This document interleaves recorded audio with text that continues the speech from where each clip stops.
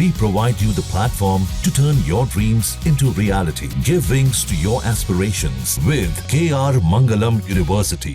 साथियों, गरीबी हटाओ के नारे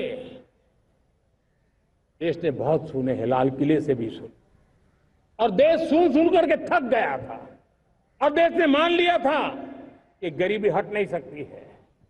लेकिन जब हम योजनाओं को गरीब के घर तक ले जाते हैं, विश्वास को गरीब के मन में हम पैदा करते हैं, तब मेरे देश के 25 करोड़ गरीब गरीबी को परास्त कर करके, गरीबी से बाहर निकल करके एक नया इतिहास बनाते हैं। आज 10 करोड़ गरीब और 10 वर्ष में 25 करोड़ से ज्यादा गरीब गरीबी को परास्त कर करके गरीबी से बाहर निकले हैं और एक न्यू मिडिल क्लास तैयार हुआ है। मेरे साथियों, ये न्यू मिडिल क्लास और मिडिल क्लास एक ऐसी जुगलबंदी है जिसमें एस्पिरेशन भी है, एफर्ट भी है। वो देश को आगे बढ़ाने के लिए बहुत बड़ा सामर्थ्य बनने वाली है। मेरे प्यारे देशवासियों, बहुत ही निकट भविष्य में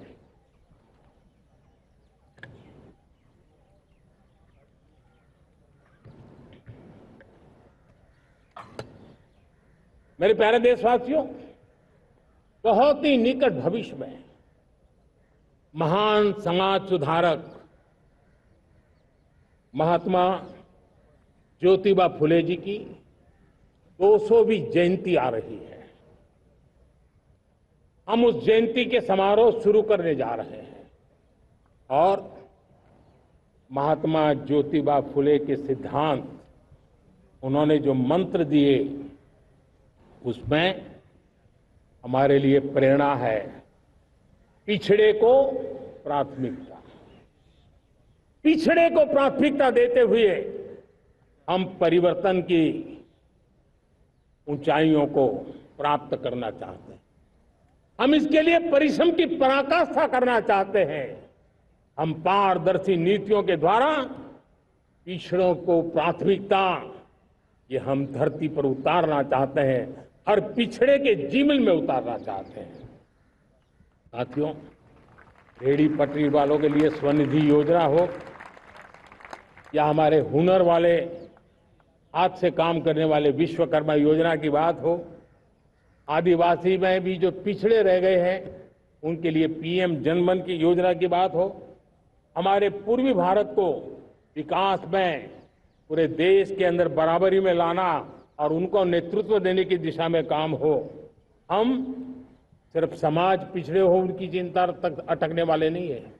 जो क्षेत्र पिछड़े हैं उनको भी हम प्राथमिकता देना चाहते हैं। जो जिले पिछड़े रहे हैं हम उनको प्राथमिकता देना चाहते हैं। जो ब्लॉक पिछड़े रहे हैं उनको प्राथमिकता देना चाहते हैं। हमने 100 एस्पिरेशनल डिस्ट्रिक्ट, 500 एस्पिरेशनल ब्लॉक, उसी मिशन में काम किया है। हमने पूर्वी भारत के विकास के लिए हजारों करोड़ रुपए के इंफ्रास्ट्रक्चर के प्रोजेक्ट को बल दिया है। हमने पूर्वी भारत के जीवन को बदल करके देश की विकास यात्रा में भागीदार बनने का, मेरे प्यारे देशवासियों, जीवन हर क्षेत्र में विकास होना चाहिए। विकास के लिए खेल का भी महत्व होता है और मुझे खुशी है कि एक जमाना था जहाँ बच्चे खेल में अगर समय लगाते हैं तो माँ बाप ज्यादा पसंद नहीं करते थे। आज एकदम से उलट गया है। अगर बच्चे खेलकूद में आगे आते हैं, रुचि लेते हैं, तो माँ बाप गर्व से भर जाते हैं। मैं इसे एक शुभ संकेत मानता हूं। मेरे देश के परिवार के अंदर खेल को प्रोत्साहन का वातावरण मैं देखता हूं, मेरा मन गर्व से भर जाता है। मैं इसे देश के भविष्य के लिए बहुत शुभ संकेत मानता हूं। और साथियों, इस खेल को बढ़ावा देने के लिए हमने नेशनल स्पोर्ट्स पॉलिसी, कई दशकों के बाद हम देश में खेलो भारत नीति को लेकर के आए हैं ताकि खेल जगत का सर्वांगीण विकास का प्रयास हो। स्कूल से लेकर के ओलंपिक तक हम एक पूरा इकोसिस्टम डेवलप करना चाहते हैं, चाहे कोचिंग की व्यवस्था हो, फिटनेस की बात हो, खेल के मैदान हो, खेल की व्यवस्थाएं हो, खेल के लिए आवश्यक साधन हो, लघु उद्योगों को भी खेल के साधन बनाने में मदद करने की बात हो, यानी एक प्रकार से पूरा इकोसिस्टम हम दूर दराज के बच्चों तक पहुंचाना चाहते हैं। लेकिन साथियों, जब मैं फिटनेस की बात करता हूं, जब मैं खेलकूद की बात करता हूं, तो मैं एक चिंता भी आपके सामने रखना चाहता हूं। हमारे देश के हर परिवार को चिंता करनी चाहिए। मोटापा हमारे देश के लिए बहुत बड़ा संकट बनता जा रहा है। आने वाले वर्षों में लोग, जो पंडित लोग हैं वो कहते हैं, जो जानकार लोग कहते हैं, हर तीसरे व्यक्ति में एक व्यक्ति मोटापे का शिकार होगा। हमें मोटापे से बचना है, ओबेसिटी से बचना है, और इसलिए मैंने बाकी सब करना पड़ेगा, लेकिन एक छोटा सा सुझाव दिया था कि परिवार तय करे कि जब खाने का तेल घर में आएगा 10% कम ही आएगा और 10% कम ही उपयोग करेंगे, और हम ओबेसिटी के खिलाफ लड़ाई को जीतने की दिशा में हम अपना योगदान देंगे।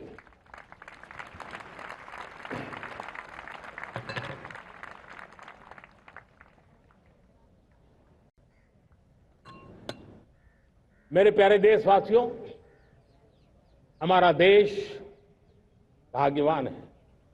हजारों साल की विरासत के हम धनी हैं, और वो हमें निरंतर ऊर्जा मिलती है, प्रेरणा मिलती है, त्याग और तपस्या की राह मिलती है। आज गुरु तेग बहादुर, यह वर्ष गुरु तेग बहादुर जी का 350वां शहीदी वर्ष है। देश की संस्कृति की रक्षा, भारत के मूल्यों की रक्षा के लिए उन्होंने अपना सब कुछ न्योछावर कर दिया। मैं आज उनको नमन करता हूं। साथियों, हमारी संस्कृति की ताकत हमारी विविधता है। हम विविधता को सेलिब्रेट करना चाहते हैं, हम विविधता को सेलिब्रेट करने की आदत बनाना चाहते हैं।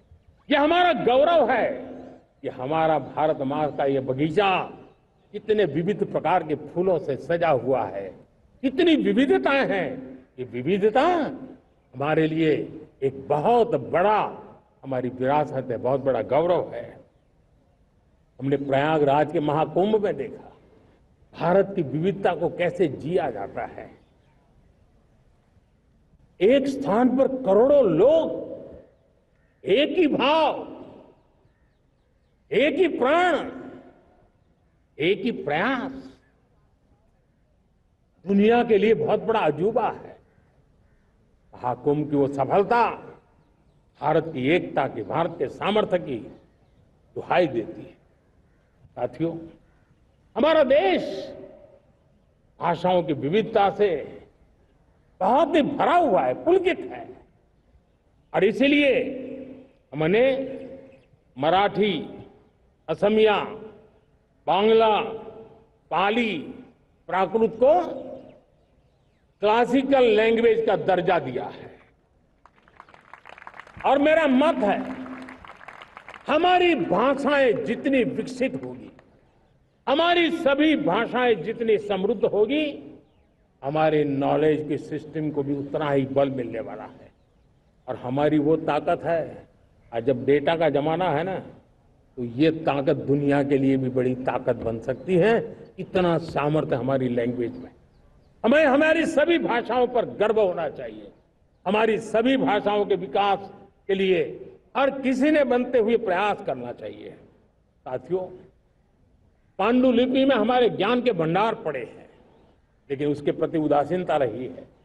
इस बार हमने ज्ञान भारतम योजना के तहत देश भर में जहां भी हस्तलिखित ग्रंथ है, जहां पांडुलिपियां हैं, सदियों पुराने जो दस्तावेज हैं, उनको खोज खोज करके आज की टेक्नोलॉजी का उपयोग करते हुए उस ज्ञान की समृद्धि को आने वाली पीढ़ियों के लिए काम आए, उस दिशा में काम कर रहे हैं।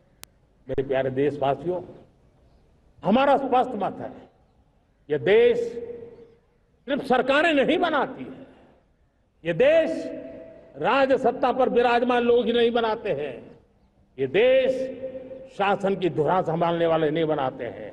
ये देश बनता है कोटि कोटि जनों के पुरुषार्थ से, ऋषियों के, मुनियों से, वैज्ञानिकों के, शिक्षकों के, किसानों के, जवानों के, सेना के, मजदूरों के, हर किसी के प्रयास से देश बनता है। हर किसी का योगदान होता है, व्यक्ति का भी होता है, संस्थाओं का भी होता है। आज मैं बहुत गर्व के साथ एक बात का जिक्र करना चाहता हूं। आज से 100 साल पहले एक संगठन का जन्म हुआ, राष्ट्रीय स्वयंसेवक संघ। जहां भक्ति है हर शब्द में, कथाओं में छुपे हैं दिव्य रहस्य और ज्योतिष देता है जीवन को दिशा। धर्म से जुड़ी हर बातों को जानने के लिए हमारे चैनल स्तुति को सब्सक्राइब करें। चैनल पर जाने के लिए इस लिंक पर क्लिक करें।